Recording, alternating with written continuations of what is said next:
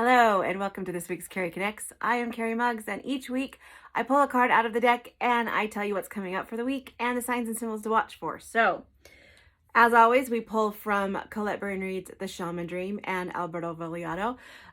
We're halfway through the deck, so we got some more to go. And this week's card is Feast of Plenty.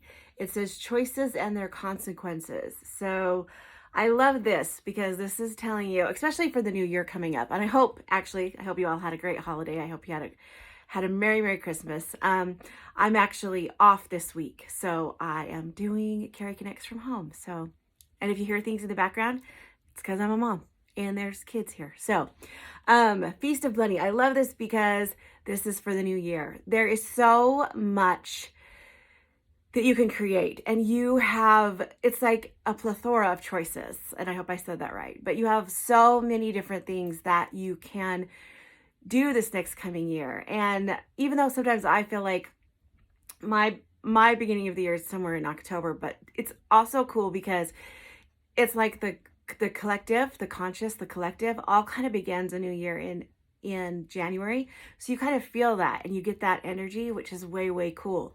But what I love about this is this tells you that there is a feast out there. There is abundance out there for you. There's so much for you to choose from. It's not, as long as you don't think in lack, if you don't say, okay, somebody else is already doing that, why should I do it? Because you know why? Because you're an original and you get to you get to have a different spin on it. So I always tell people this, and I hope it's true, but Steve Jobs, same thing. There was already things created. He just did a different spin on it. And so you get to create whatever you want. You get to create your thing. And just remember that your choices have consequences.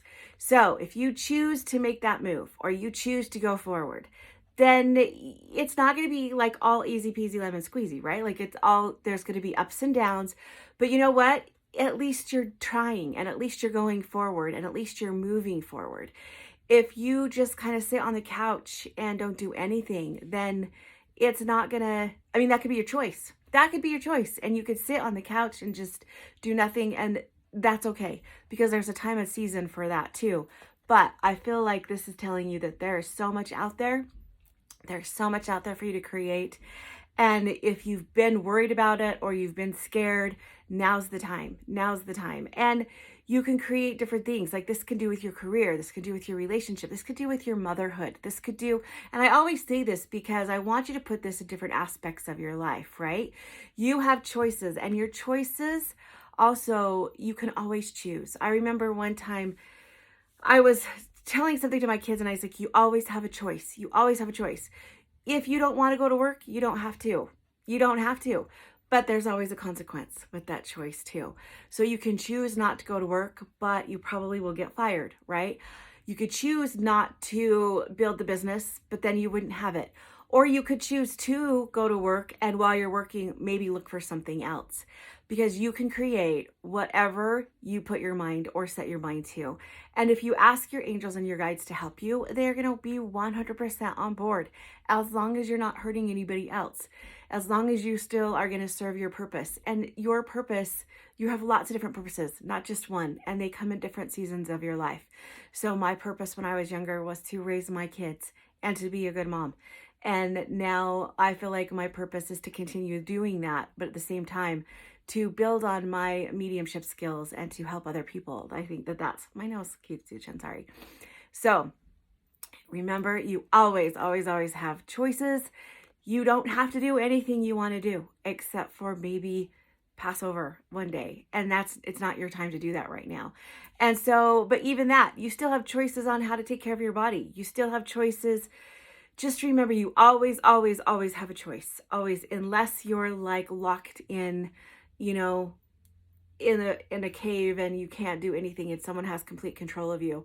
But always, even then, you still get to control some of your thoughts, and you get to control some of your choices of how you're thinking. So I like to think they're telling you there's so much good out there, so much good, so much abundance. And your choice is to either help create it and live in it or not. And that's okay. If you decide not to, that's okay. If you decide to, that's okay too.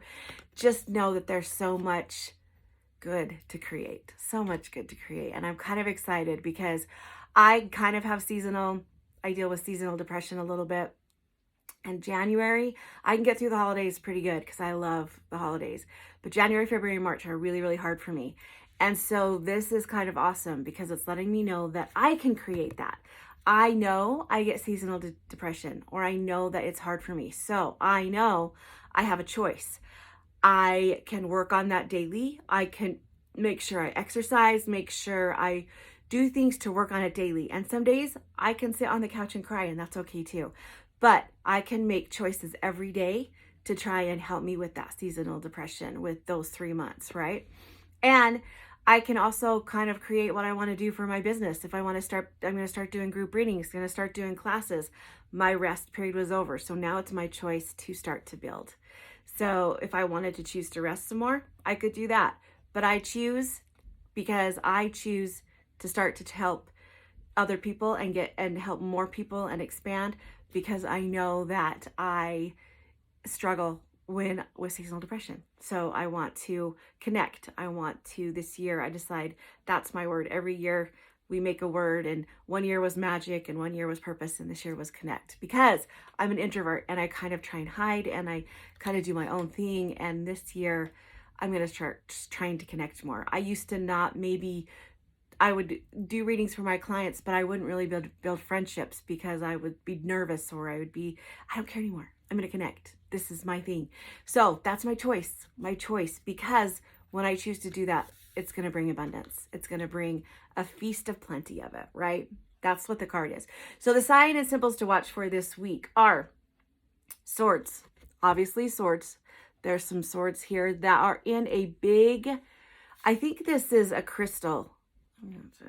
Yeah, I think this is a big, or it could be a bubble because it looks kind of like a bubble.